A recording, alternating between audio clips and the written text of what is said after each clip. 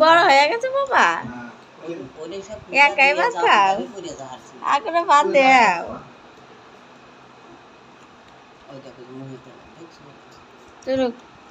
কি খাও তুমি না মই দিবে দিল না ভাত লিখতে দে ভাত লিখতে দে ভিডিও করছো ছেড়ে দাও ওকে খেতে দাও ছেড়ে দাও ভিডিও করে আরাম পাবো এই কি খাও তুমি ভাত ওরা পর কি হয় হালুয়া কি বলে হ্যাঁ দেখ এমনি কথা দে দে দে ওই পাশে দেখো